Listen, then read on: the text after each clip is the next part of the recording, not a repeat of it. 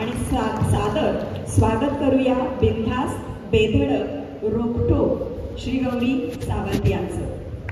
हे केवळ नाव नाहीये, तर तो एक खमका आवाज आहे, संघर्षाचा, समानतेचा, अस्तित्वाच्या लढाईचा, अन्यायाच्या विरोधातला. खरं तर त्यांची वेगळी ओळख करून द्यायची माझी क्षमता नाहीये, पण कार्यक्रमाची औपचारिकता म्हणून मी थोडंसं त्यांच्याबद्दल बोलते आणि मग मी त्यांना त्यांचं मनोगत व्यक्त करायला सांगेन. अगदी थोडक्यात सांगायचं तर 1979 मध्ये त्यांचा एका मध्यमवर्गीय मराठी कुटुंबात जन्म झाला. गणेश म्हणून जन्म झाला. गणेश ते गौरी हा त्यांचा जीवन प्रवास आज आपण त्यांच्याचकडून ऐकणार आहोत. त्यानंतर त्यांनी सखी चार चौघी आणि नानिका घर या संस्था सुरू केल्या. त्यामार्फत तृतीयलिंगी आणि फक्त तृतीयलिंगीच नाही तर पारलिंगी आणि सेक्स वर्कर्स यांच्यासाठी, त्यांच्या मुलांसाठी त्यांनी काम केलं आहे आणि आत्ताही त्या काम करत आहेत. 2014 मध्ये त्यांनी दाखल केलेल्या पिटिशनमध्ये, आधीच केलेलं होतं पिटिशन, पण 2014 मध्ये सुप्रीम कोर्टाने ऐतिहासिक निर्णय दिला आणि तृतीयपंथी या समाजाला, ज्याला आपण सो कॉल्ड आपण पांढरपेशा समाजानं ज्याला आपण कधी मानलंच नव्हतं, त्या लोकांचा त्यांनी कायदेशीर ओळख मिळवून दिली. त्यामध्ये नालसा त्यांच्या सोबत होती. ट्रान्सजेंडर यांना पहिल्यांदा कायदेशीर ओळख मिळाली, मतदानाचा हक्क मिळाला, मातृत्वाचा हक्क मिळाला आणि त्यानंतर त्यांना कोणीही थांबवू शकलं नाही. 2019 मध्ये त्या निवडणूक आयोगाच्या गुडविल अँबॅसेडर बनल्या. युनेस्को मार्फत एका विशिष्ट उपक्रमासाठी त्यांची नियुक्ती झाली. त्या 1.5 वर्ष अमेरिकेत होत्या. या सगळ्या प्रवासाबद्दल आपण जाणून घेणार आहोत. विक्सच्या जाहिराती तुम्ही सगळ्यांनी पाहिल्या असतील. KBC मध्ये त्यांना अनेकांनी पाहिलं असेल आणि ज्यांनी कोणी पाहिलं नसेल त्यांनी ताली या वेबसिरीजमध्ये त्यांचा जीवन प्रवास सुस्मिता सेन यांनी त्यांची कथा आणि व्यथा अत्यंत दमदारपणे मांडली आहे. ती आपण सगळ्यांनी बघितलेली असेल. तर त्या गौरी सावंत यांच्याशी आपण आज तुमचे प्रतिनिधी म्हणून मी अश्विनी कांबळे आणि माझ्यासोबत आहेत मी संजय वैशंपाय. आज आपण त्यांच्याशी गप्पा मारणार आहोत. गौरीताई, तुमचं सर्वात मनापासून स्वागत. धन्यवाद. आपण मूळच्या रत्नागिरीतल्या सड्या मेऱ्याच्या, ते तुमचं मूळ गाव आणि तुमचं आजोळ देखील गणपतपुळ्याचं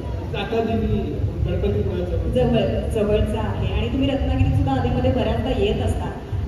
पण जिल्हा साहित्य संमेलन रत्नागिरीत होते आणि त्या रत्नागिरीमध्ये तुमच्या स्वतःच्या गावामध्ये तुम्ही पहिल्यांदाच असा विशेष अतिथी म्हणून आलेले आहात. त्याबद्दल तुम्हाला कसं वाटतं?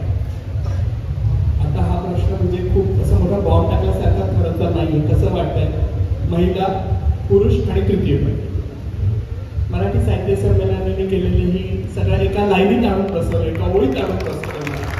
म्हणजे मी शाळेमध्ये आपण सगळे शिकलो, पुल्लिंगी, स्त्रीलिंगी, नपुंसकलिंगी, पण कधीच कोणामध्ये हिंमत झाली नसेल. मग अशी गवस सरांनी सांगितलं की आपण कधी विचारतो का? मी नाही विचारलं की बाई तृतीयपंथी किंवा दुसऱ्या शब्दाचा अर्थ काय. तर आज हे मराठी साहित्य संमेलनाची ताकद आहे की एका ओळीमध्ये पुल्लिंगी, स्त्रीलिंगी आणि नपुंसकलिंगी शब्दाला एका समांतर रेषेमध्ये आणले. म्हणजे हा 180 असू शकतो, किती अंशांवर, पण एका प्लॅटफॉर्मवरती आपण आलो. तर मला कसं वाटतंय, तर आपण नेहमी म्हणतो की आपल्या घर किंवा जमीन किंवा जागा जिथे कुठे असते, माणूस तिथे नेहमी धावपळत जात असतो. आणि कोकणात यायचं म्हटलं की खूप उत्साह असतो माझ्याकडे आणि माझी नाळ इथे काढलेली आहे. माझे आई वडील, माझे पूर्वज इकडचे आहेत. त्यामुळे रत्नागिरी म्हटलं की खूप मला भरभरून येतं. आणि मी अजून एक आठवणीची गोष्ट सांगते. म्हणजे पूर्वी आमच्याकडे तो रेडिओ असायचा आणि व्यक्ती आणि गल्ली किंवा अशा कॅसेट्स लागायच्या. आणि पु ल देशपांडेंचं एक हे आहे सखाराम गटणी, आणि त्याच्यामध्ये एक वाक्य फुलं म्हणतात, अरे मेल्या सड्यावरती हे उकळायचंच.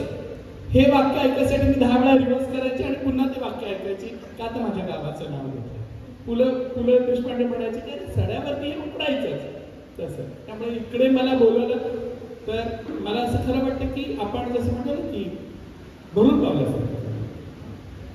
आता इतके वर्ष इथे येत आहे, रत्नागिरीमध्ये काही मूलभूत बदल, माणसांमध्ये काही मूलभूत बदल आत्ता इथे वरती प्रमुख पाहुणे म्हणून तुम्ही बसलेले आहात, या अनुषंगाने काय वाटतं? कारण कसं झालं की एक थोडं तुमच्याबद्दल आम्ही जेवढं वाचलेलं आहे त्याच्यावर मी तुम्हाला असा एक प्रश्न विचारणार आहे की तुमचे वडील पोलीस खात्यामध्ये आणि मिऱ्यावरचे सावंत म्हणजे काय बोलायलाच नको.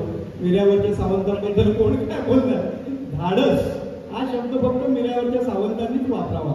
अशा प्रकारचं हे धाडसी व्यक्तिमत्व. वडील पण तसंच असणार. आई मात्र तुमची फार लवकर गेली. आणि त्यानंतर त्यावेळेस जो गणेश होता तो 15-16 वर्षाचा होईपर्यंत त्याच घरामध्ये होता, त्याच ठिकाणी वावरत होता. मग हा जो बदल आहे गणेश ते गौरी, हे जी मधली 6-7 वर्ष जी तुम्ही एकत्र काढली, त्यावेळेला तुम्हाला या जाणीवा झाल्या का? याचं कारण असं आहे की शहाळं आणि जुनणारं याच्यामध्ये अडसर असा एक प्रकार असतो आपल्या कोकणामध्ये. आणि हे वय हे कसं अडसर म्हणजे 15-16 म्हणजे पूर्ण जाणीव नसते लैंगिकतेची आणि थोडी थोडी कुठेतरी होत असते. मुली लवकर वयामध्ये येतात, मुलांचं तसं नसतं. मग या काळातल्या गणेशच्या मनामध्ये काय होतं आणि गौरी आपण आहोतच हे कसं तुमचं ठरलं? एवढे प्रश्न एकत्र म्हणजे सहज विचारू शकतात. आधी मी रत्नागिरीचं हे करते. म्हणजे जेव्हा मी म्हणजे फार पूर्वी म्हणजे 96, 94, 95 मध्ये कोकण रेल्वे नव्हती आणि तेव्हा आम्ही एसटीने गावी यायचो किंवा माझा मामाकडे आरमाडा गाडी असायची. सुट्टीला मामा आम्हाला सगळ्यांना म्हणजे मावशीच्या मुलांना वगैरे, कारण की देसाई म्हटलं की आंबेवाले आहेत आणि आम्ही भरपूर आंबे खाण्यासाठी नेहमी तयार असायचो. तर मामा घेऊन यायचा आणि साळवी स्टॉप आला की जरा हायसं वाटायचं है ना. बिहार डिलक्स हॉटेल पाहिलं की हे आपलं रत्नागिरी आलं है ना. आणि मग तिकडनं मग पुढे गणपतीपुळ्याचा मार्ग, म्हणजे पूर्वी तेव्हा रस्ते एवढे चांगले नव्हते है ना. आणि ते एसटीच्या वासाने एसटी बाजूनी गेली तरी उचमळायचं सगळ्यांनाच माहिती असेल. पण त्या कोकण अजूनही तिथे कोरलेलं आहे, ती लाल माती. आणि उतरल्यानंतर लालबडक आपण म्हणजे स्वतःला मारुती स्टॉप जर साळवी स्टॉप म्हणतो की मारुती स्थानकामध्ये आल्यानंतर आपणही मारुती झाल्यासारखं वाटायचं आणि मग तो द्वारपणा आम्ही आंब्याच्या मनामध्ये करायचो. त्यामुळे हे होतं. आणि मग पुढे आई वारल्यानंतर परिस्थिती अशी आली की समजून न घेणारे लोक होते. कारण की त्यावेळेस असं जेंडर इक्वॅलिटी किंवा हल्ली जसं शाळांमध्ये काउन्सिलिंग किंवा मेंटल हेल्थ असतं की हे चुकीचं आहे, हे बरोबर आहे, असा प्रकार नव्हता. आणि ती होणारी घुसमट जास्त होती. आणि हे कसं असतं ना की आई हा सगळ्यात घरातला मोठा म्हणजे जसं आपण म्हणतो की आधारस्तंभ पिलर असतो आणि तिच्या बाजूने सगळं फिरणारे म्हणजे सर्कशीतला तंबू असतो. वडील पोलीस खात्यात होते त्यामुळे ते फार घरी नसायचे. म्हणजे बेरात्री आणि नंतर आम्हाला म्हणजे आता शिक्षक येते म्हणतील कधी खोटं बोलू नये, पण मला अजूनही आठवतं तेव्हा आमच्याकडे फोन होता आणि वडील रात्री किंवा नाईट कॉल करून आणि पोलिसांचा फोन आला, सावंत साहेब आहेत का, घरी आहेत का. आणि मग आम्ही ते रिंग पूर्वी त्याचं बटन नसायचं तर मग आम्ही असं उचलून खाली ठेवायचो की आता बटनांना परत पोलीस स्टेशनमध्ये फोन येईल किंवा नाही सावंत साहेब आले नाही आहेत घरी कधी असं की ह्या ह्याच्यामध्ये. पण जेव्हा आई वारली आणि एका रात्रामध्ये आयुष्य कसं बदलू शकतं ते आम्ही अनुभवलं.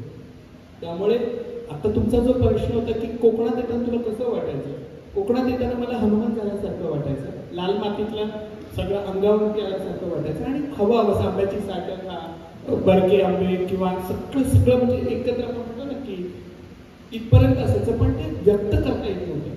आज जर मला विचारलं की गौरी तुला कोकणात कसं वाटतं तर सड्यावरती माझं घर आहे.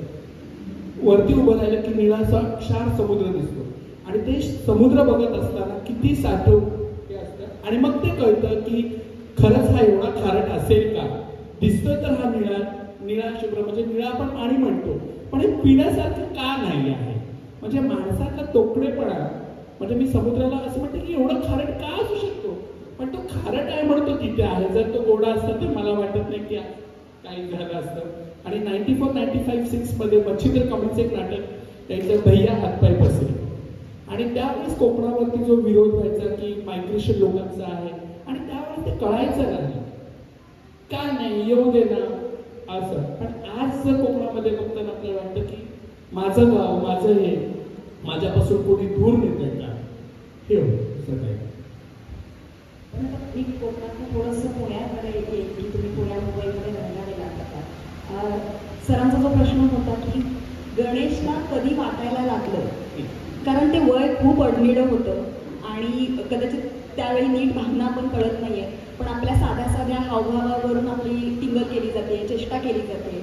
या सगळ्या भावनेंशी तुम्ही कसं झगडत होतात किंवा त्यावेळी काय नेमकं वाटत होतं? खरं सांगू का आपण काय झगडणार म्हणजे कोण आपण एखादा आपण पडलं की आपण काय म्हणतो इथे आईच नाहीये ना सांगायला, त्यामुळे समजून घेणार वडील यायचे, डबा खाल्लास का, जेवलास का असं. त्यामुळे कोणाशी बोलणार? मग ज्या माझ्या शाळेतल्या मैत्रिणी वगैरे असायची त्यांच्याशी मी बोलायची. मी तेच म्हणते ना की जेंडर ज्याला आपण म्हणतो की एवढं म्हणजे ग्रंथासारखं ते पचनीपणाला सोपं नसतं. मी तुम्हा दोघांना प्रश्न विचारते, तुला वयाच्या कितव्या वर्षी कळलं की तू महिला आहेस किंवा स्त्री आहे? प्रौढावस्था? हा, साधारण आपल्याला जनरली जसं समाजातूनच कळायला लागतं की हा तू मुलगी का आहे. पण समाज का सांगेल तुला? तुला कितव्या वर्षी कळायला लागलं की तुला मुलं आवडतात? साधारण मेन्सेसच्या साधारण त्या मागे पुढे त्या ह्याच्यामध्ये. तुम्हाला? तुम्ही दिसायला छान आहे. नाही असं असतं ना, कोकणी माणूस म्हटलं की असं म्हणतात की खोचकच बोललं पाहिजे. मला कुठे रे, तिथे रे, तसं. म्हणजे हाच प्रश्न मी तुम्हाला सांगते की लैंगिक भावना ह्या आयुष्यभर चालत असणार असतात, हे आपण समजून घेतलं पाहिजे. ही कंटिन्यू प्रोसेस आहे. कंटिन्यू हे चिरंतर चालणार आहे. तुम्ही जर, मी तुम्हाला अजून सोप्या भाषेत सांगते, 1982 मध्ये उंबरठा फिल्म आला होता स्मिता पाटीलचा, जब्बार पाटीलचा. त्याच्यामध्ये फर्स्ट टाइम प्रिझन मध्ये असलेल्या मुलींचं समलैंगिकता दाखवलं होतं. आपल्याकडे खजुरा वगैरे सगळ्या गोष्टी, पण हे पचनी पटत नाही लोकांना, है ना. आणि मी लहानपणापासून मला वाटायचं की मी माझ्या शाळेतल्या अडुलकर बाईसारखं मोठी टिकली लावावी, लांब मंगळसूत्र, स्वामींचं पेंडल घालावं, उषा उत्तम सारखे गजरे लावावं. दॅट इज म्हणजे आयडिया काय होतं ते मला आठवतं. पण जेंडर आपण ज्याला म्हणतो, मी पुण्याच्या गोडबोले नर्सिंग होममध्ये, मी तुमच्या प्रश्नाने आता येते, जन्माला आले तेव्हा त्यांनी त्या पेपरवरती मुलगा म्हणून लिहिलं होतं, बर्थ सर्टिफिकेटवर असं मेल लिहिलं. पण जेंडर इकडे नसून इकडे आहे हे आपल्याला समजायला वेळ लागतो. हे तुम्ही समजून घ्या. म्हणजे माझ्या दुसऱ्यावर जाऊ नका, माझ्या आतल्या कप्प्यामध्ये राहिलं.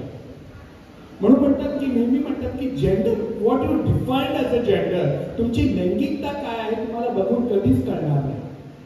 आणि आपल्याकडे त्याच्यावरती अभ्यास केला जाईल. म्हणजे आता आम्ही म्हणतो की शाळा, स्कूल, कॉलेजमध्ये की लैंगिकतेविषयीचं शिक्षण असलं पाहिजे, बुद्धक आणि बॅटच्या पलीकडे हेही असणं फार गरजेचं आहे. आणि हे मेंटल हेल्थ आपण म्हणजे WHO ला पूर्वी मेंटल डिसऑर्डर म्हणायचं.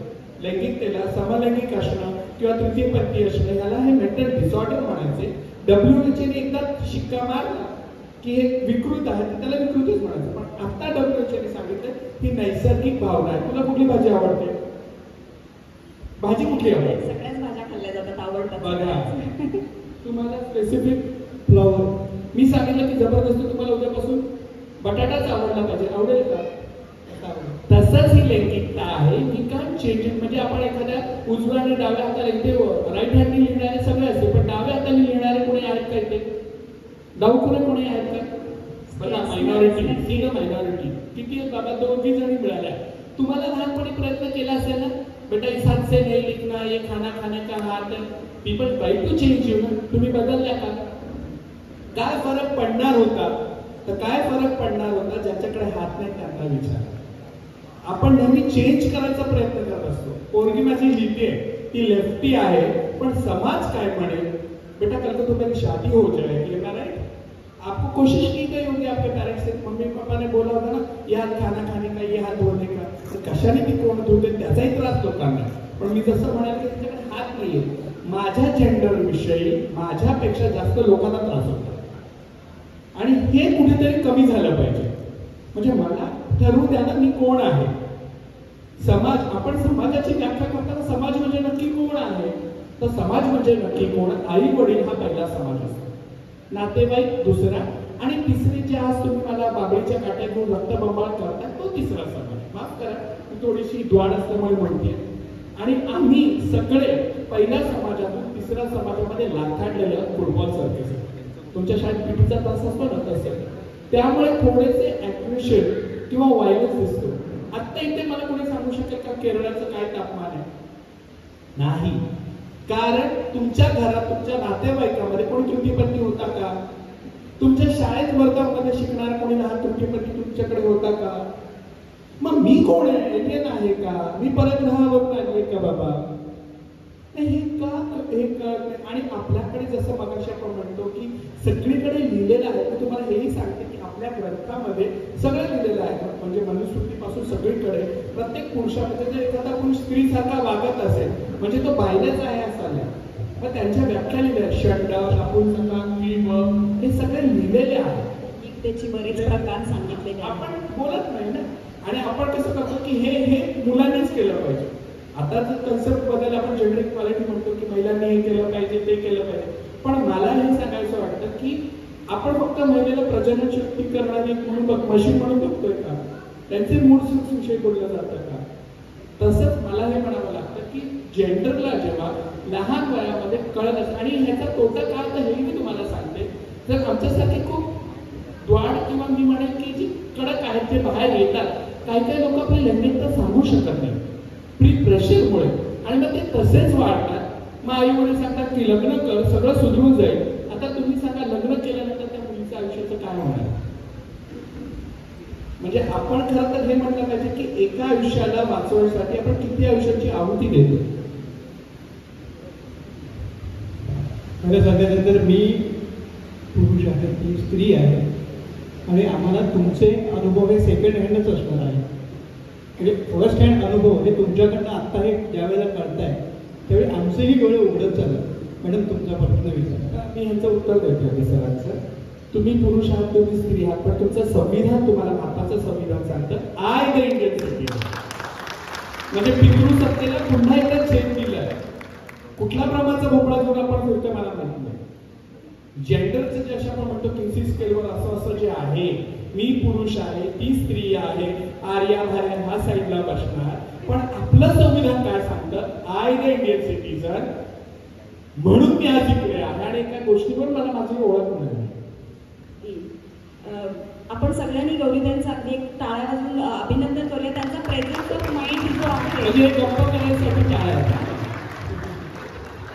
आहे. छापेने भीती वाटते मला. नाही, पण हे आम्ही तुमच्याच गावातून तुमच्याच सगळे सोडणे माझ्या हात तुमच्याकडे बोलण्यासाठी आली इकडे, म्हणूनच त्यांची कौतुकाची थाप. वयाच्या 16व्या वर्षी तुम्ही घरातून साधारण 60 रुपये देऊन घर सोडलं.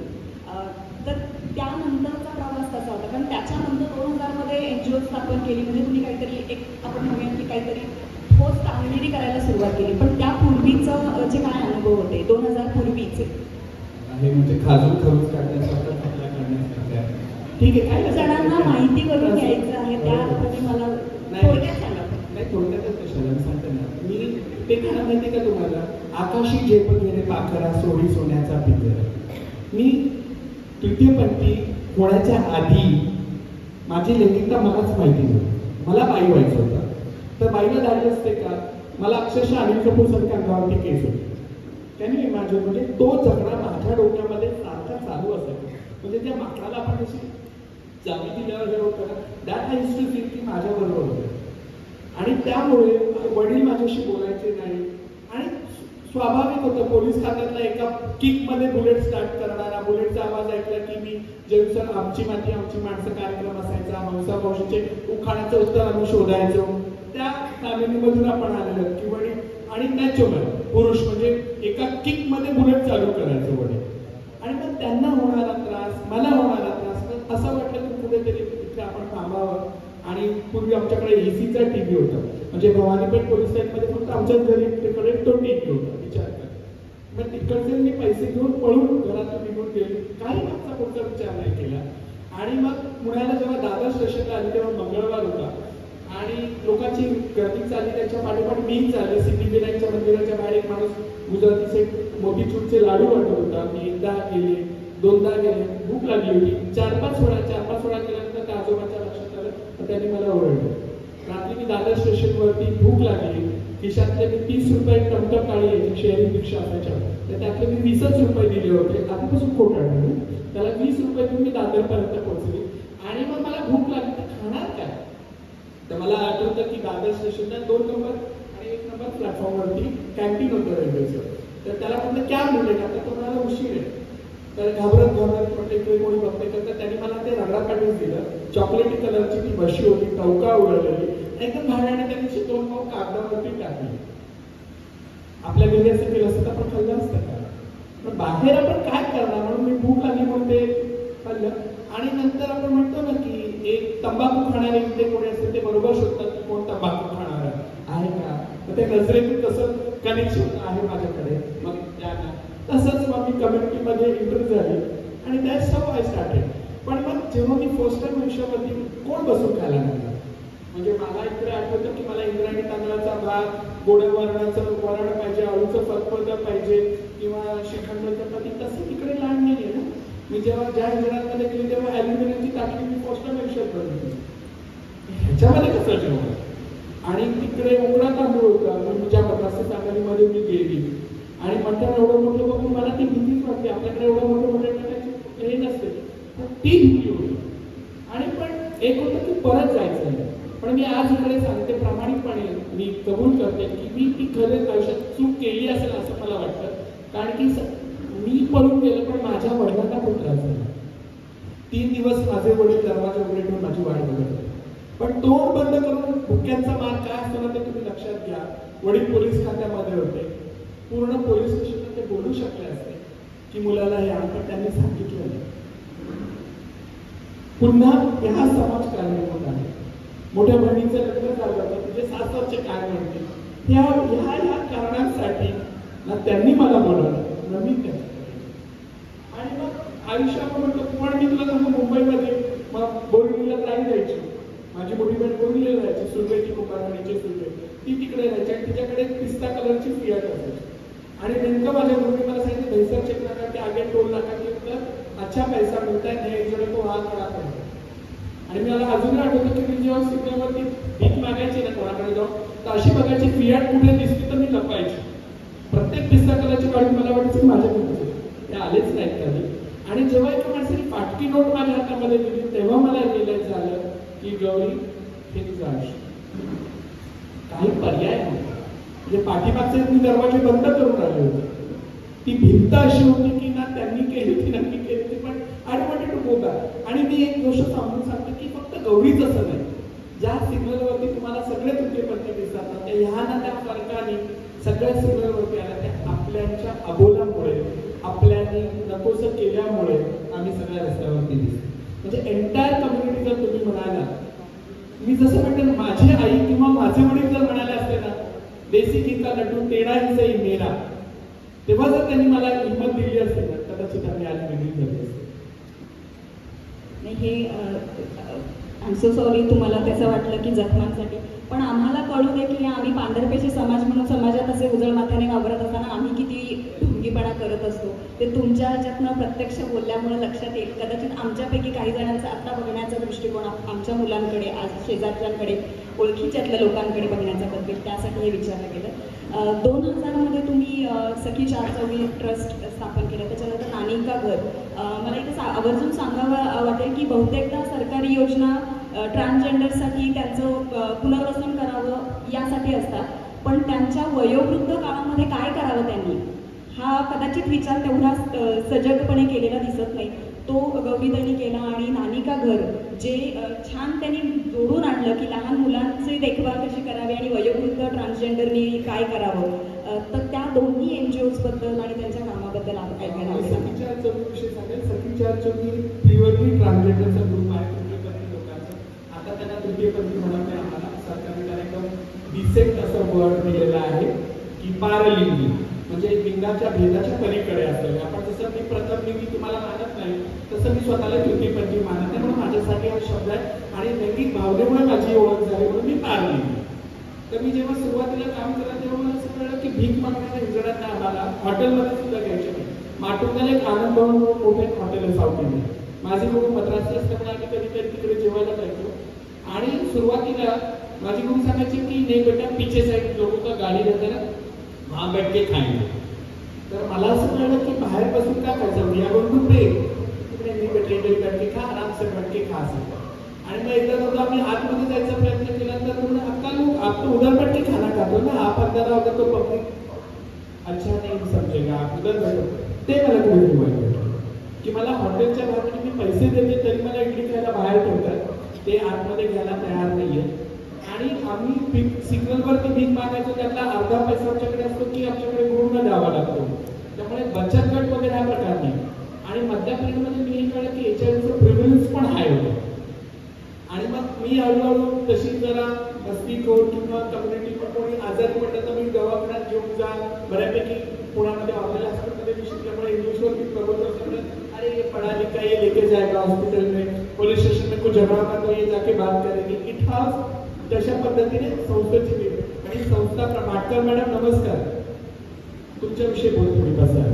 तर त्या पद्धतीने सखीच्या चौकीची सुरुवात झाली आणि महाराष्ट्रामध्ये पहिली दुसरी संस्था आहे, म्हणजे आमची बाई म्हणून संस्था होती. आणि त्याच्यानंतर आम्ही तृतीयपंथीसाठी काम करायला सुरुवात झालं. आणि मग जेव्हा काम करायला सुरुवात झाली, आपण म्हणतो ना वाचनात लगडी काय शहाणी, तसं मग दूरदर्शन आणि महाराष्ट्र टाइम्समध्ये आर्टिकल्स यायला लागले की हा तृतीयपंथी काम करतो, हे करतो. आणि मला आठवतं की भाटकर सर तेव्हा दूरदर्शनला असायचे आणि एका कार्यक्रमासाठी मी भाटकर सरांच्या ऑफिसमध्ये केबिनच्या इकडे गेले होते. भाटकर सर नव्हते, आम्हाला खूप भूक लागला होता आणि त्यांनी फक्त चहा दिली होती इंटरव्ह्यूसाठी. सह्याद्री होते किंवा काही दुसरंच नाव होतं वाटतं. तर भाटकर सरांचा मी डबा खाल्लेला आहे तुम्ही दिलेला, त्यामुळे तुमची ओळख माझी तशी आहे. आज खाल्ल्या मिळाला मी जागण्याचं समजा आणि तुमचे आभार मानतो. म्हणजे काही काही लोकांनी खूप कौतुकाने, म्हणजे जसं एनजीओ सुरू झालं तर लोकांनी कुतूहल असायचं ना की हे लोक काय करतात. त्यांना आपण कोणाच्या लग्न कार्यक्रमामध्ये अनवॉन्टेड लोक आहेत, टाळ्या वाजवणे, शिव्या करणे, घाण करणे अशा पद्धतीने. पण स्लोली कुठेतरी आपण म्हणतो की ज्ञानामृत दिलं पाहिजे. मुलीचे ड्रॉपचं मी माझ्या लोकांशी बोलायला सुरुवात झाली. मी ज्या सोसायटीमध्ये राहते रेल्वेमध्ये राहते तिथे आमच्या बाजूच्या बिल्डिंगमध्ये जैवनतळी यायचे, त्यामुळे तिकडनं तो माझ्यावरती प्रभाव होता. त्यांची प्राजक्त माझी मैत्रीण होती. मी ज्या बिल्डिंगमध्ये सोसायटीमध्ये त्याचे महाराष्ट्र टाइम्सचे अशोक शहाणे असायचे तिकडे, त्यामुळे ते आम्हाला सोसायटीतल्या संडेला सगळ्या मुलांना सांगायचे पेपर वाचा. तर ती सवय होती कुठे ना कुठे. तर त्यामुळे सखीच्या चौकीची सुरुवात झाली. आणि मग काम करत असताना असं लक्षात आलं की अरे फक्त मी समाजातली नाकारलेली एकटी नाही, ज्या फिमेल सेक्स वर्कर्स आहेत, ज्या वाराकाना आहेत की ज्यांना फसवून आणलेलं आहे किंवा नवऱ्याने सोडून दिलेलं आहे, ते एकल महिला. मग त्यांचं काय? मग जेव्हा त्या धंदा करायला उभा राहायच्या तेव्हा 4 बायकांमध्ये 1 तृतीयपंथी धंदा करू शकतो, पण 10 तृतीयपंथीमध्ये 1 महिला धंदा करू शकत नाही. म्हणजे पुन्हा तिकडे वॉरियर सुरू असायचे. आणि मग मला असं कळलं की आपल्याला आणखीन काम केलं पाहिजे आपल्या बहिणींसाठी. आजीचं घर, आजीच्या घराची संकल्पना अशी आहे की ज्या सेक्स वर्कर्स महिला आहेत, आपण एकल महिला म्हणतो, त्या काही टपरवरच्या डबा खाणाऱ्या वर्किंग वुमन नाहीये, तर त्यांच्या लहान मुली आमचे जे गुरु आहेत ते त्यांना सांभाळतात. मग अक्षरशः 2 दिवसाच्या बाळापासून 17-18 वर्षाच्या मुलींना आम्ही सांभाळतो. तर हे आजीचं घर नाव आहे, पण कोणत्या एका करोडपतीमध्ये अमिताभजींनी याला नवीन नामकरण दिलं, नानिका घर. आपण मराठी माणसं आहोत, तर आजीचं घर संस्था आहे. आणि आजीचं घराची संकल्पनाच अशी आहे की जे वयस्कर तृतीयपंथी, आमच्याकडे वृद्धाश्रम नसतं. म्हणजे बघा ना, मी जसं म्हणतो ना इकडनं तिकडे गेली तर इकडचे तुम्हाला हे पण कळलं पाहिजे, तृतीयपंथीमध्ये कधी वृद्धाश्रम नसतं. माझे वडील वारले, माझे वडील आयुष्याचे 4 महिने माझ्या वडिलांना माझ्या भावाने वृद्धाश्रमात ठेवले. रत्नागिरी सडामेऱ्यावरती माझं घर आहे, पुण्याला घर आहे, पण माझ्या वडिलांना सांभाळलं नाही त्यांनी. ते कुठेतरी माझे वडील शेवटी वृद्धाश्रमात होते, महिन्याला पेन्शन भावाला पाठवायचे. पण आमच्याकडे भीक मागितलेला हिस्सा जरी आमच्या गुरुला दिलं तरी आमच्या गुरुचे डायपर सुद्धा आम्हालाच बदलायला लागतात. आमच्या समाजामध्ये त्या मनाने तुमच्यापेक्षा जरा वरचे आहे, आमच्याकडे वृद्धाश्रम नाही. आता तुम्ही वाजवता ते आमच्या समाजात सिस्टीमला आहे. तुम्ही हा पण विचार करा की ब्रिटिश येण्याच्या आधी सुद्धा तृतीयपंथीकडे सरकार असायचं. निजाम सरकारचं पूर्ण काम ट्रान्सजेंडर्स बघायचे. म्हणजे त्याच्याही पाठीमागे तुला देते, ब्रह्माची 2 मुलं तृतीयपंथी होती.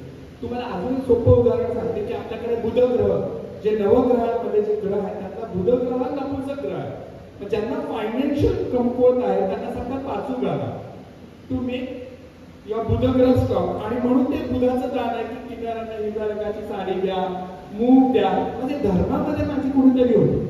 शिखंडी तृतीयपंथी असून सुद्धा राजा होता.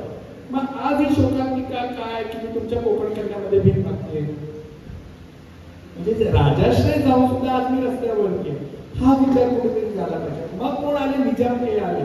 तुम्ही जर बाजीराव मस्तानी तुम्ही बघितले असेल त्याच्यामध्ये अल्लाउद्दीन खिलजी बरोबर 2 ट्रान्सजेंडर्स आले. म्हणजे पूर्वी जेव्हा राजा लढायला जायचे तेव्हा एंटरटेनमेंट काही नसायचं, रील्स नसायचे ना, तेव्हा त्याच्या राण्यांना किंवा त्यांना सांभाळायला जलान खान असायचा, तेव्हा तृतीयपंथी ते सांभाळायचं. आणि त्याच्यानंतर जेव्हा ब्रिटिश आले त्यांच्याबरोबर मग त्यांनी सेक्स वर्कर्स महिला हे केलं आणि तो कुंडलकरण कोणी चालवायचा तर तृतीयपंथीने ते म्हणजे देवाला ते वेशाल्यापर्यंत आमचा समाज वापरला गेला. म्हणजे पहिलं तुम्ही बघा, आधी आम्हाला राजाश्रय होता, राजशाहीतून आम्ही देवालयात आलो, आम्ही भाविनी होतो की आता जगतात मी डो पूजा म्हणजे परशुरामाने जेव्हा क्षत्रिय राजाचा संहार केला आणि जेव्हा रेणुका मातेने सांगितलं की जे क्षत्रिय साडी नेसतील त्याच्यात तू कधीच मारणार नाही, म्हणून ते जोगती समाज आहे आपल्या ह्याच्यामध्ये लिहिलेलं आहे. मग परशुरामाने सांगितलं कथा असतो म्हणजे जेव्हा एखादा पुरुष साडी नेसतो म्हणजे त्याचा पुरुषार्थ संपलेला आहे, मग तो जेव्हा देवीची पूजा करेल त्याच्यामध्ये कामभावना येणार नाही. मग ते काम आमच्याकडे असायचं की आम्ही देवीला गुरुवारचं काम आम्ही करायचं की देवीला नटवणे सजवणे. महाराष्ट्रात कर्नाटक वाला त्याच्यानंतर मोगल गेले आणि इंग्रज आले. पण इंग्रजांनी कायदा आणला की त्यांना हे कळलं की कम्युनिटी फार स्ट्रॉंग आहे, आमच्याकडे जातभेद मानली जात नाही. हे तुम्ही लक्षात घ्या. 12 बता 12 का, क्योंकि हम पहले बोलते थे ना भीक तो भीक कटोरी रखी. मतलब जेव्हा आम्ही माधुकरी मागतो त्याला पण तुमच्या पचायला सोपं जाईल म्हणून मी माधुकरी शब्द म्हणते. वरण भात आणि तुपाची फोडणी माधुकरी. तर आम्ही माधुकरी मागतो तेव्हा कोणाचा जात धर्म विचारत नाही ना, कारण की माझं सर्वायवल ऑफ लाईफच आहे भिक्षाटणे. पण ते भिक्षाटणे करताना मला माझा राग लाभ लोभ सगळं सोडूनच मागितलं पाहिजे. आता जरा बदललंय, थ्रेटनिंग असू शकतं, सगळं बदललं. तर मी म्हणते की तो प्रकार थोडा बदलला असेल, पण मूळ आमचं काम प्रेम होतं. भिक्षा मागणं हे नंतर दुर्योग झालं. पण देवालय भारतातल्या सगळ्या देवांमध्ये तुम्ही बसायचं. एक शंकराचार्याने जसे 4 हे केले त्या पद्धतीने मठामध्ये एक रक्षक म्हणून अम्मा असायचे. ते यूज्ड टू बी हँडल की आज वेगळ्या कुठल्या रंगाची साडी किंवा मग ब्रिटिशांनी ते तोडून टाकलं आणि जिथे धर्म कापला जातो त्यानंतर आम्हाला जोडलं गेलं वेशालय.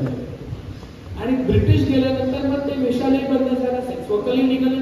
मग आमचं सर्वायवल ऑफ लाईफ आहे भीक मागा. मला वाटतं त्याच गोष्टीला छेद देणारा गोष्ट त्यांनी केली.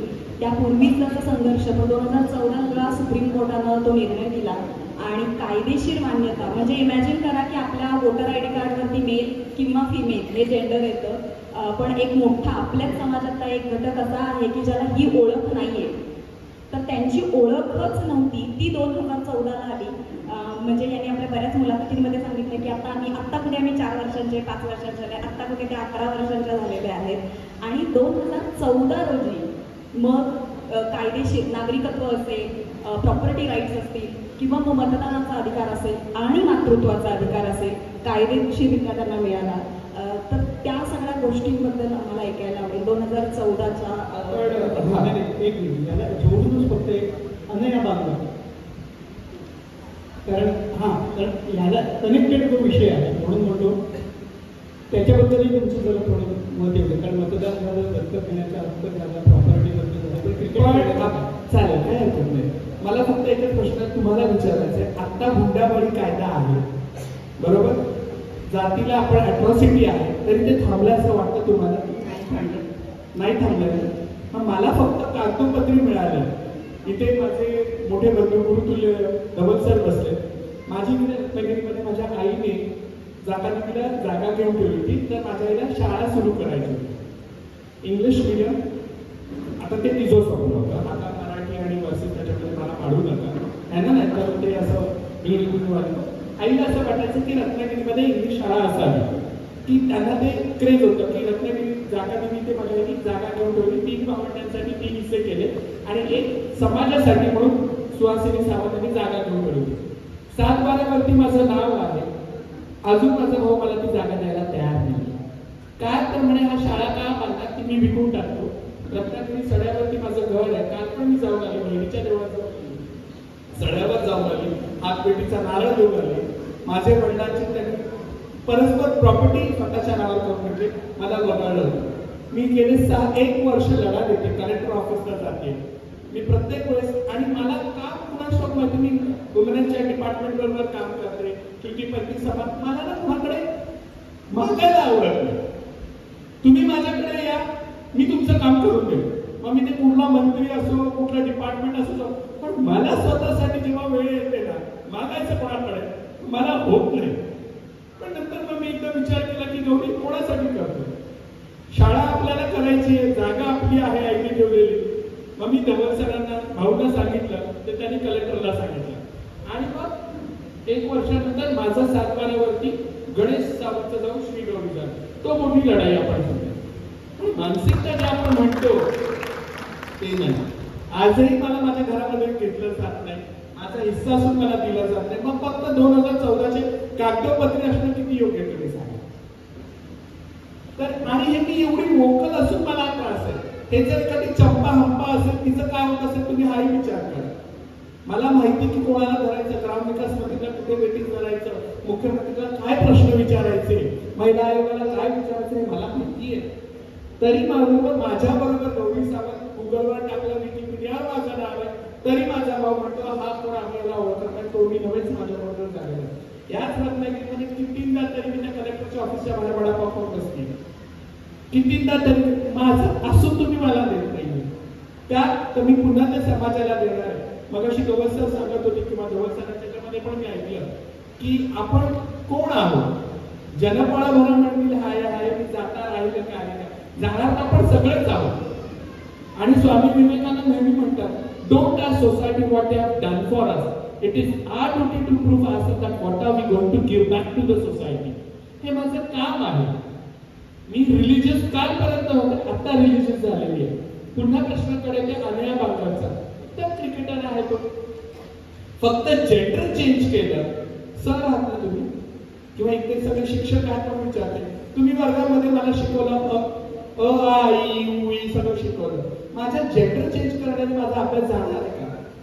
मग अनया बांगर जो आधी क्रिकेट खेळत होता, जेंडर चेंज केल्याने ते जाईल का? आज भारताच्या महिला क्रिकेटर्सनी नाव केलं. का नाही ट्रान्सजेंडर्स बोर्ड असला पाहिजे? का पोलीस भरतीसाठी महाराष्ट्रामध्ये 2014चं तुम्ही मला कौतुक सांगता ना की गौरीने केलं, पण हे खरं तर शोकांतिक आहे गौरीसाठी. 2014 पासून करून सुद्धा महाराष्ट्रामध्ये आम्ही 32 मुलींना तयार केलं पोलीस भरतीसाठी. त्यापैकी माझ्या 28 मुली पास झाल्या चेंडू फेकाळून. अजून आम्हाला नोकरी दिली नाहीये भाऊ. अजून आरक्षणाचा मुद्दा आहेच आहे. पुन्हा आम्ही सांगतो हॉरिझॉन्टल तरी द्या. भाटकर मॅडम कोर्टामध्ये आमची होती केस, त्यांनी सांगितलं पण म्हणजे तुम्ही कोर्टाला सुद्धा जुमानत नाही. आणि गोड प्रश्न असतो आप लोग क्यों ऐसा सताते हो, तृतीयपंथी लोक फार त्रास देतात, हल्ली अलीकडे फार ते भयानक होत चाललंय. अरे पण तुम्ही आमच्या प्रश्नाला जागतच नाही आहे. मग विद्रोह म्हणजे ते प्लास्टिक एन्व्हायरमेंट झाल्यासारखं उद्या आम्ही जर थ्रेटनिंग नाही करणार तर काय करणार? अपॉर्च्युनिटी असून कायद्यामध्ये असून सुद्धा तुम्ही द्यायला तयार नाही आहात. मग मी पोट कसं भरू सांगा? आज मी टाळा वाजवतो, तुम्ही भीक नाही दिली तर मग माझ्या हातात काय होणार? तुम्हीच विचार करा. एकच फक्त सांगते, तुमचा राग आणि तुमचे काय चिडचिड ती समजू शकते. तरी त्यांनी जे सांगितले 2014चं कागदोपत्रीत झालं त्याच्यात काय होईल. मागच्या वर्षी मी सोलापूरमध्ये गेले होते. सोलापूरमध्ये इंटरनॅशनल कॉन्फरन्स झाली सोलापूर विद्यापीठाने आयोजित. विषय होता the lives of transgender in 21st century. आणि मला खूप आनंद होतो तिथे वेगवेगळ्या क्षेत्रांमध्ये सर्वोच्च काम करणारे ट्रान्सजेंडर्स होते आणि त्यांनी स्वतःचे अनुभव सांगितले. मला वाटतं हा बदल 2014च्या निर्णयानं होता, ते आमचं यश आहे. आणि त्यासाठी मला वाटलं तो निर्णय खूप महत्त्वाचा होता. कागदोपत्री आहे तुम्ही म्हणताय तो अगदीच मान्य आहे. मला तेच सांगायचं आहे ना की जसं मी प्रश्न विचारला हुंडाबळी किंवा अॅट्रॉसिटी ते जात नाही की जात असते ना. पण तुम्ही पुन्हा तिथेच आणून ठेवता ना. सरकारने दिलंय, सरकार न्यायालयाने त्याचं काम केलं. आता बदल झाला पाहिजे. त्या तुमच्या युनिव्हर्सिटीमध्ये किती ट्रान्सजेंडर्स मुलं आहेत? तुमच्या सरांना विचार, तुमच्या फॉर्म मध्ये किती तुम्ही लोकांना केलेलं आहे? मेल फिमेल ट्रान्सजेंडर्स किती जणांना दिलं? किती आम्हाला शिक्षकाची नोकरी तुम्ही द्याल का? इन्क्लुजन आणि डायव्हर्सिटी आपण ज्याला म्हणतो, इन्क्लुजन का कसं करणार तुम्ही आणि डायव्हर्सिटी विविधता दाखवणार कशी तुम्ही? तू जे म्हणाले हा राग नाहीये बाबा सोन्या, काळी चहा आणि घावणे खाण्याचा आनंद आहे आम्हाला. आणि मी माझं काम करत राहणार कारण की मी इकडे आजी बसते ना भावांनो बहिणींनो आयांनो बाबांनो, ती गौरी सावंत म्हणून नाही. I am here as a leader. मी माझ्या समाजाचं प्रतिनिधित्व करते. त्यांनी मला निवडून दिलेलं असताना तरी ती माझ्यावर जबाबदारी आहे याचं भान आहे मला. तू पर्सनल गौरी सावंतला विचारलं ना, मला काही गोष्टी आमच्या पटत नसतील, पण जेव्हा मी इकडे आलो ती जबाबदारी माझ्यावरती आहे की हा पांढरपेशा समाज, ह्याला पांढरं कोणी केलं मला माहित नाही. म्हणजे चंद्रातला काळा डाग सुद्धा तुम्हाला त्रास जास्त होतो. चान्सी मेहबूबा आवडते पण काळा डाग आवडत नाही ना. त्यामुळे तुमच्याकडे मला भीतीच वाटते, पण मला माझी स्थान करणं गरजेचं आहे. मला फक्त एवढं सांगायचं की तुम्ही कोणावरती उपकार करू नका. विकृती एवं प्रकृती आणि प्रकृती एवं विकृती 24 तासातलं बंद पडलेलं घड्याळ सुद्धा 2 वेळा बरोबर असतं. फक्त आजची गरज आहे ना, तुम्हाला विचार करण्याची गरज आहे. मी बेडरूम मध्ये कोणाबरोबर काय करते तो प्रश्न महत्वाचा नसेल, पण मी समाजाला काय योगदान देऊ शकतो ते तुम्ही बघायला का तयार आहे. मला ऑपॉर्च्युनिटी का नाही देता, का नाही मी प्रोफेसर नाही होऊ शकत, डॉक्टर. आणि सगळ्यात सांगते महत्वाचं, आज माझी जी ओळख मगाशी झाली ना आई म्हणून, मी नेहमी म्हणत असते की माझ्या गुरुनी सुद्धा मला सांभाळलं. म्हणजे ते पूर्वी कसं यायचं ना की चिंपॅन्झी ते वाघाच्या पिल्ल्याला दूध पाजताना आपण बघितलं असेल, म्हणजे कितना प्यार है देखो जानवर होते. माझ्या जेव्हा आयुष्यामध्ये फर्स्ट टाइम गायत्री आली तेव्हा लोकांना ते पचनी पटायला झालं की क्या रे इंजने लातो लड़की को लेके क्या बेचेगा क्या. मला खूप जेव्हा माझी विक्सची ऍडव्हर्टाईज आली आणि महाराष्ट्र टाइम्समध्ये माझी मैत्रिणी प्रगती मानकरेने माझ्यावर आर्टिकल्स दिले, अशोक शहाणेने लिहिले, तेव्हा लोकांना समजायला लागलं की हे असं असू शकतं. मी नेहमी म्हणत असते motherhood is a behaviour, to love someone, to care someone, that is a motherhood. आपण विठ्ठलाला आई म्हणतो ना, पण त्याच्यामध्ये पुरुष आणि स्त्रीचा आपण भेदभाव केला का.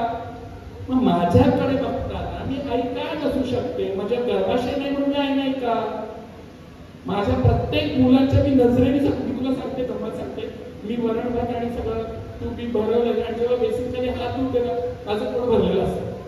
तो तृप्तीचा आनंद मला मिळतो. तो कुठून आला, माझ्याकडे असलेल्या आईमधून आला ना. मला आता कशाचीच गरज नाही. मला माझ्या फक्त लेकरांनी माझ्या मी अजून मला एवढं करायचंय का की ह्या मंचावरती अजून 20-25 वर्षानंतर आजीच्या घरात एखादी मुलगी सांगेल की आणखं माझीचं घर, तो माझा विश्वास, तो बदला मंडळी.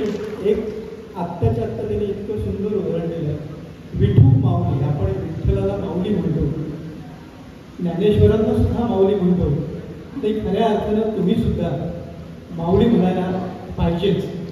पण मला एक सांगायचं मंडळी, आपण आता बघतो तरुणाईच्या पुढे एक मोठा प्रश्न असा आहे की जरा काही बिघडलं, वडिलांनी मोबाईल काढून घेतला, मुलाने आत्महत्या केली, आमच्याने अमकं केलं, मुलं घर सोडून जातात. खूप खूप खूप आपल्याकडे भावनांची तीव्रता इतकी वाढलेली आहे की तरुणाई फार वेगळ्या पद्धतीने वागते, प्रतिक्रिया देते. तुमच्या बाबतीत आपण विचार केला तर म्हणजे मी कल्पना करू शकत नाही अशा पद्धतीचं तुमचं हे जीवन आणि त्याचा संघर्ष आहे. म्हणजे सगळी आंतरिक उर्मी, ही ऊर्जा जी आहे, ही लढण्याची जी शक्ती आहे, ही तुमच्याकडे म्हणजे निसर्गता नाही की कुठून येते. पण कोकणातली माणसं आहोत ना. आणि म्हणजे आपण असं म्हणतो की मी पूर्वी एक प्रश्न विचारलेला माझ्याकडून ना की शादी होने के बाद हम लोग चावली क्यों रखते, गेहूं क्यों नहीं रखते, राई क्यों नहीं रखते, बाजरी क्यों नहीं रखते. त्यांची स्माईल मला उत्तर तिने दिलं नाही. नंतर मी शोधलं तेव्हा असं कळलं की तांदूळ असा आहे की त्याला पेरता येत नाही. म्हणजे बाकी गहू जर तुम्ही पायात टाकलं तर त्याचं झाड होतं, तांदळाचं काही होत नाही. म्हणून ते म्हणलं. आणि दुसरी गोष्ट, त्या मुलीचा जन्म एका ठिकाणी झालेला असतो, तिला दुसऱ्या ठिकाणी काम करायचं असतं, कर्तव्य करायचं असतं, म्हणून इकडनं लावलेलं तांदूळ भात तिकडे लावतो.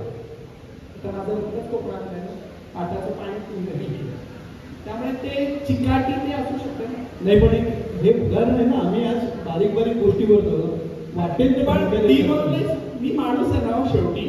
म्हणजे मी परवा 1 महिना झाला असेल साताऱ्यामध्ये 13 वर्षाच्या मुलीवरती बलात्कार झाला आणि तिच्या डोक्यामध्ये जाता टाकून तिला मारून टाकलं.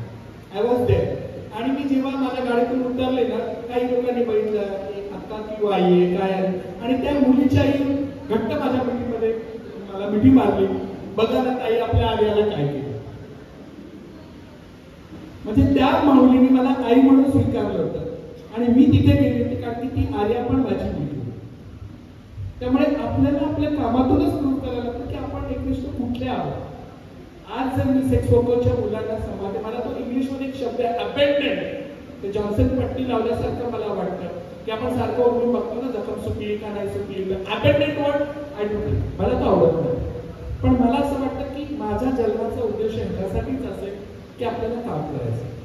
मी समाजसेविका आहे, मी डॉक्टर किंवा इंजिनियर नाही, मी माणसांबरोबर काम करते. आणि जर मी माणसांनाच नाही समजू शकते तर काय नाही.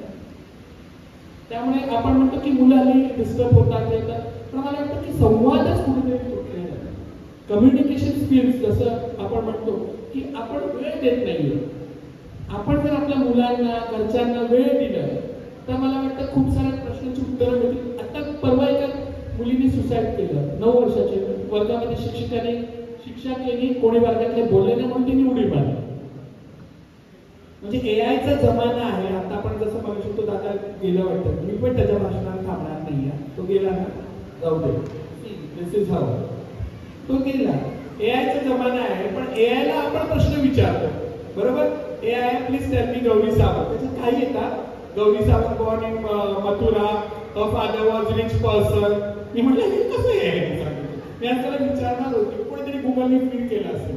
पण एआयला जेव्हा आपण विचारतो, एआय ही मशीन आहे, आपण त्याला प्रश्न विचार. आणि मला माहिती होतं गौरी सावंत काय, तरी मी एआयला विचारलं. पण एआयला हे माहिती होतं कशी ऑलरेडी नोज. म्हणजे माणसाचं प्रगती किती जरी झाली तरी त्याला माणूस ज्या दिवशी तर प्रगती, आणि एआयला कळेल की हा खोचा प्रश्न आहे.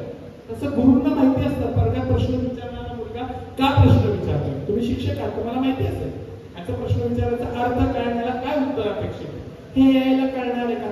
जे त्याला फीड केलेलं ते सांगतात. म्हणून तुम्ही हा मला हवा. आणि ज्या दिवशी एआय माणूस होईल तेव्हा मला वाटतं सुसाईडचं प्रमाण निघून जाईल. माणूस स्वतः एआय व्हायला पाहिजे, ही जी भावना आहे ही म्हणजे खूपच चांगली भावना आहे. आणि प्रत्येकाला कशी बिंबवता येईल लहानपणापासूनच त्याचा प्रयत्न सगळ्यांनी करायला पाहिजे. मला याच्यानंतर थोडंसं सगळ्यांना ऐकायला आवडेल. विक्सच्या जाहिरातीतून खऱ्या अर्थानं तुम्ही घराघरात पोहोचला. ती जाहिरात ज्या पद्धतीनं बनवली गेली होती, त्यात तुम्ही ज्या दमदार पद्धतीनं अभिनय केला होता, विशेषतः शेवटचे 2-3 सेकंद, की आपल्या लाडक्या मुलीला हॉस्टेलमध्ये सोडून आई मनावर दगड ठेवून तिच्यासमोर हसते, तिला छान राहा असं सांगते, आणि आपल्या मनावर दगड ठेवून तिला दिसणार नाही अशा पद्धतीनं आपले डोळे आपल्या पदराने पुसत जाते. तो जो काही अभिनय केलेला आहे त्या विक्सच्या जाहिरातीबद्दल, ताली या वेबसिरीजबद्दल, आणि तालीमध्ये स्वतः अभिनय करावा नाही वाटला का. सुस्मिता त्यांनी कमाल केलाच होता, पण विक्सच्या जाहिरातीचा अनुभव होता, तुम्ही एवढा छान अभिनय करता, तर तालीमध्ये अभिनय मला सगळं येतं या प्रमाणे नाही. मला किचन मध्ये जायला आवडत नाही. सगळं मीच केलं पाहिजे ह्या मताची मी नाही. जेवढं माझ्यासाठी जमतं तेवढं मी करू शकते. त्यामुळे काय केलं नाही, आय एम नॉट ॲक्टर. मला नाटकं बघायला आवडतात. माझा मित्र होता चेतन दाता, जेवण गरमी वगैरे जसं म्हणाले. माझा मित्र परिवार खूप मोठा नाटकातला आहे. म्हणजे मी भरपूर नाटकं पाहिले, म्हणजे रुपाऱ्यांचे असल्यामुळे माझा तो कट्टाच चेतन दाता, हा आविष्कारचं नाटक. त्यामुळे नाटकं मला आवडतं. पण मला माहिती की मी काय करू शकते. माझं पिंड सोशल सेक्टरचा आहे, अभिनय माझं क्षेत्र नाही. आणि का सांगते ते, विक्सची ॲडव्हर्टाईज त्यांनी केली, ठीक आहे. मी गायत्रीला 350 रुपयाची बाटली घेऊन दिली पाण्याची, थंड राहायची, आणि कार्तिनी नेमकी ती हरवली, आणि मग मी तिला ओरडली. ते मला ते ॲडव्हर्टाईज करताना आठवलं. शेवटी आई आहे ना. म्हणजे मला आता आठवतं की शाळेतल्या आईने दिलेला डब्बा जर आपण हरवला मग काय प्रकार होतो. कारण की गायत्रीला मी 350 का 450 असतात, 450-500 रुपयाची थंड राहण्याची बाटली घेऊन दिली. पोरीने पाणी प्यायली नाही त्यातली. हॉस्टेलला सोडताना तिने ती नेमकी बसमध्ये हरवली. मला हुडकून एवढी चांगली बाटली कोणाला नाही. तिला सोडली आणि मग मी तिला ओरडली, तुला हे सांभाळता येतं, तुला किती त्या पेन्सिलची टोकस तू तोडते, कॅमेच्या कंपॉसिट हरवते. हॉस्टेलमध्ये सोडताना पण मी तिला ते बोलले. आणि ते जेव्हा विक्सची ॲडव्हर्टाईज मी करत होते ना, तेव्हा मला आठवलं की किती क्षुल्लक गोष्ट होती. मी माझ्या लेकराला, माझ्या काळजाच्या पुत्राला हॉस्टेलमध्ये सोडतो, कारण की मी ज्या स्लममध्ये राहते, मुलीला मला वाढवणं शक्य नव्हतं. मला अजून आठवतं, मी एकदा कुठेतरी बाहेर आली, माझ्या लहान गुरुभावाने तिला लिपस्टिक लावून दरवाजात उभं केलं. So I feel very bad. माझी एक पण म्हणाली की इसकी माँ तो धंदा करती ना, क्या हुआ, एक मोठी बडी डॉक्टर बनेगी. आणि 13-14 वर्षाची मुलगी नवीनच पौगंडावस्थेमध्ये आणि पावसात भिजत होती आणि मुलं बघत होती. मी तिला फरफडत घरात नेलं, रिक्षावरचे पैसे न देता आधी तिला घरात नेलं, मग पैसे 70 रुपये पाठवून दिले. ते माझ्या मनात पडत होते. आणि जेव्हा आमचं घर झालं, जेव्हा गायत्री मोठी झाली, रात्री 2 वाजता खूप पाऊस पडत होता, तिला उठवलं, उठण्या ते म्हणजे काय झालं, बारीक शोधा आईस्क्रीम मी गायत्री हिंदीमध्ये बोलते, तिला वरती घेऊन दिलं. म्हटलं मी देत म्हणजे रात्री 2 वाजता तुला त्यांनी इथं अडवलं होतं ना पावसात आंघोळ करायला, आत्ता भीज ती म्हणजे आता नाही. तर मी ते रडून घेते. आणि तालीविषयी जर तू म्हणशील की त्याला म्हणजे फर्स्ट टाइम भारतामध्ये म्हणजे एशियामध्ये ट्रान्सजेंडरवरती महिलेने काम केलं. माझा सगळा प्रवास बघता, टीव्हीवरचे इंटरव्ह्यूज बघता, माझं काम बघता, मला अप्रोच केलं आणि फिल्म दिली याच्यासाठी. कोविडच्या ह्याच्यामध्ये ठरलं होतं की मराठी फिल्म करायची. तर मी म्हटलं सिद्धार्थ जाधव, भरत जाधव सारख्याला घेते म्हणजे तुमच्याप्रती असाच हिरो मिळणार. मनी ध्यानी पण नाही ना बाबा की महिला एखादी सुष्मिता सेन सारखी करेल. आणि मला नडियाडवाला आसिफा नडवाडा फोन केला, आपको पता आपका रोल कोण करने वाला है. म्हटलं एखाद्या सयाजी शिंदे वगैरे उभा केला असेल त्यांनी त्याला घेतला असेल. म्हणे गेस, आता मला जास्त असं गेस बीस केलं तर आवडत नाही, मी फोनच देते. म्हणे पता सुष्मिता सेन करली. आणि मी जेव्हा फर्स्ट टाइम सुष्मिता सेनला भेटायला गेली तेव्हा तिला कसं, आणि जरा आता मी पार्ले बिस्किटचा मोठा 10 रुपयाचा पुडा घेऊन गेलो. आपण जे आहोत ते आहोत बरोबर, म्हणजे ती काही खात असेल पण मला माहिती की रिकाम्या ती कोणाच्या घरी जायचं नाही. त्यात तिला 2 मुली, मी पार्ले बिस्किटचा मोठा पुडा घेऊन गेले आणि ती आली टी शर्ट आणि कलर. आणि 10 मिनिटं जरा उशाळी, तो एसी भरपूर होता, थंडगार शिवरी होती. आणि 10 मिनिटं मी तिला प्रश्न विचारला, आप मेरा रोल क्यों कर रही है. जरा ते असतं ना की मी फार मोठी माझ्या फिल्म. तर तिने काही आडेवेडे न घेता तिने फक्त केस असे केले, because you are mother, I am mother.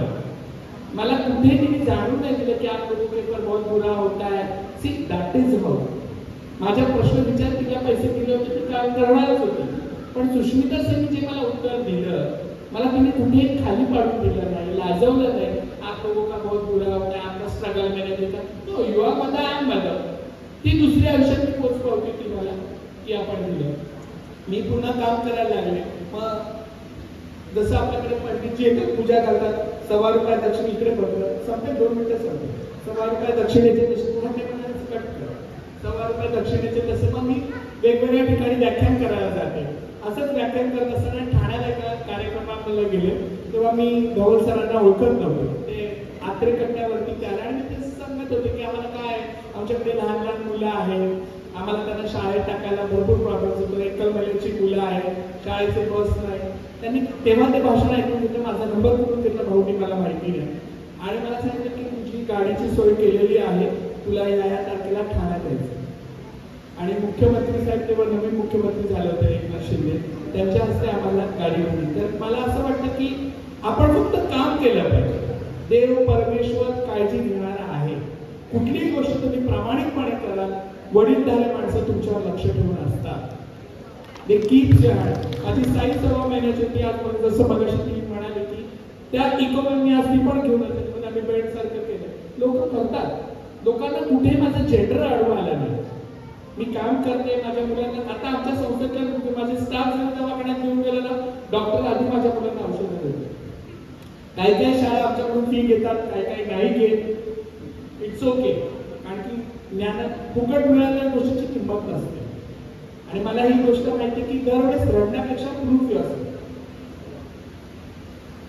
तादी किंवा मध्ये सुपर डिलक्स किंवा त्याच्यानंतर दागी असे बरेच सिनेमे आता येत आहेत. तर सिनेमांमुळे समाजात बदल होतोय का, असं थोडक्यात आम्हाला ऐकायला नाही, समाज प्रबोधनाचं माध्यमच एक आहे. म्हणजे जसं मला आपण म्हणाल श्यामचे पिक्चर आपल्याला वाचण्यापेक्षा तो पटकन गेला, किंवा लेटेस्ट आपण म्हणून शिर्डी साईड हवा, ते देवस्थान दाखवतात कसं फेमस झालं तसंच मुळे झालं.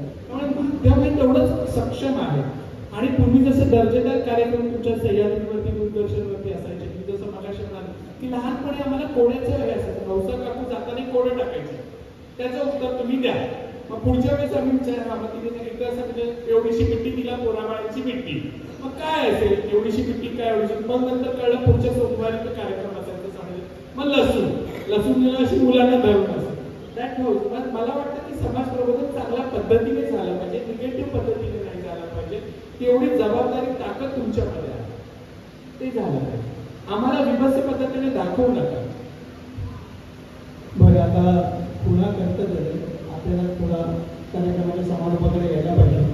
पण त्याच्या आधी काही वाटत आहे मला एक महत्त्वाचं असं विचारायचं की गणेश ते गौरी हा प्रवास करताना भयानक त्रास आणि जे काही संघर्ष करावा लागला, असा संघर्ष टाळण्यासाठी समाज प्रबोधन असेल किंवा अन्य कुठलेही माध्यम असेल, आता इथे शिक्षक आहेत, मुलं आहेत, यांच्यासाठी तुम्ही काही सांगू शकाल का? कारण एखादी गणेशच्या गौरीमध्ये रूपांतर होताना घरामध्येच चालतं, तर ते जास्ती सोयीचं होईल ना?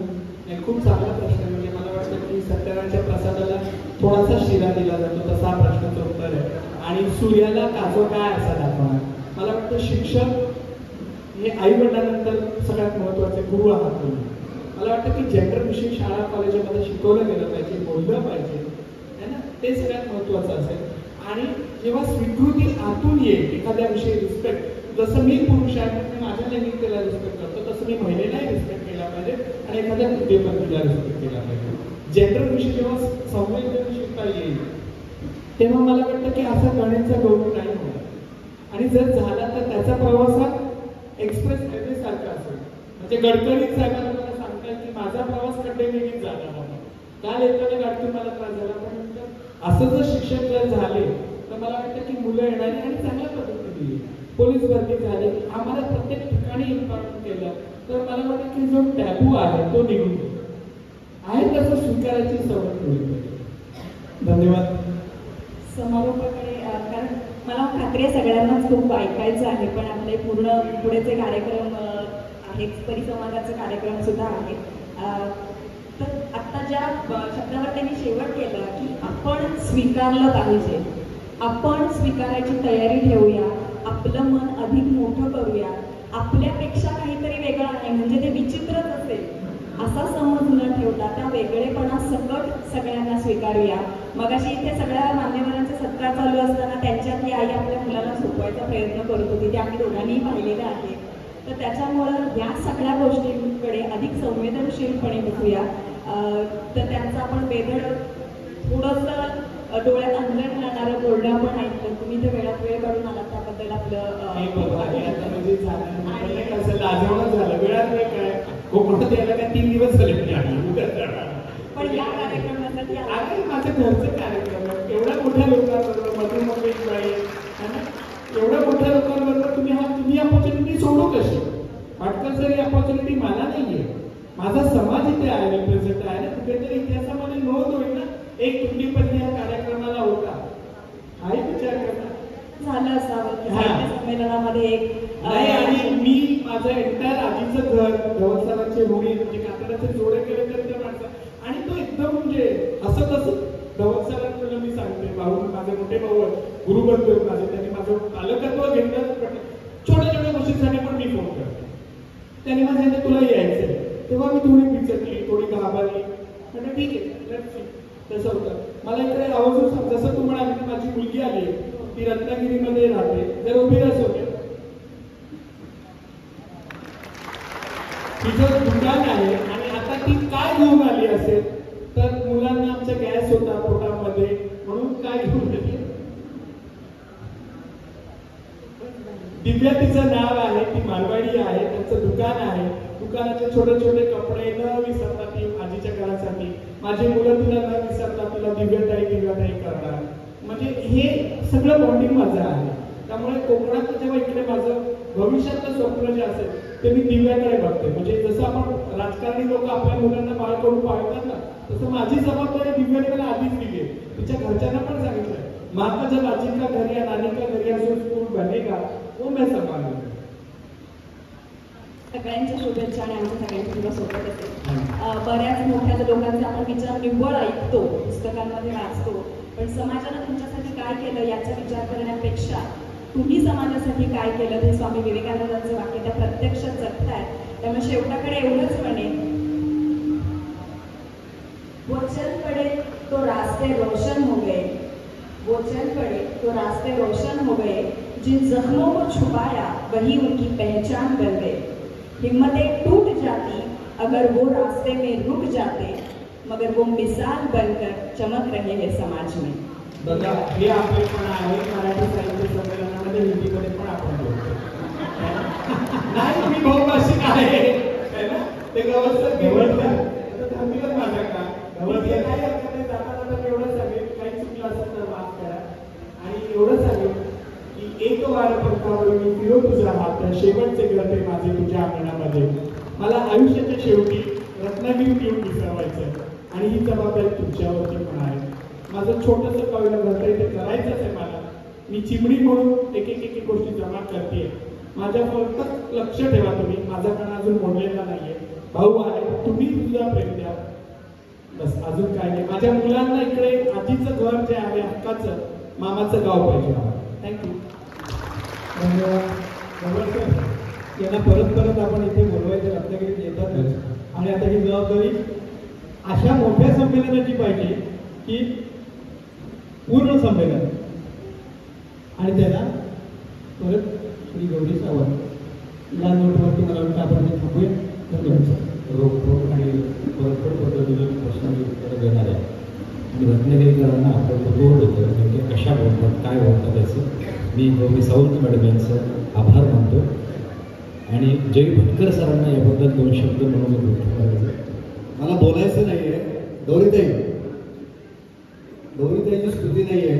गौरीताईचं मित्रांनो काम असं आहे, भविष्यात तुमच्या सर्वांच्या साक्षीनं मी अशी इच्छा व्यक्त करतो की महाराष्ट्र शासन, भारत सरकारला, केंद्र सरकारला गौरीताईंचं जे काम आहे, त्यांनी त्यांच्या मानवांसाठी जे काम केलेलं आहे आणि आजही त्या अत्यंत उघडपणे ते काम करतायत, अत्यंत सचोटीने.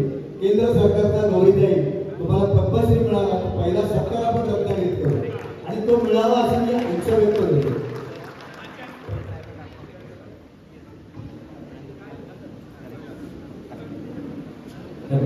यानंतर सर्व प्रेक्षकांनी साहित्यप्रेमींनी जेवण करून घ्यायचं आणि जेवणाच्या नंतर इथला परिसंवाद चालू वेळ झालेली आहे.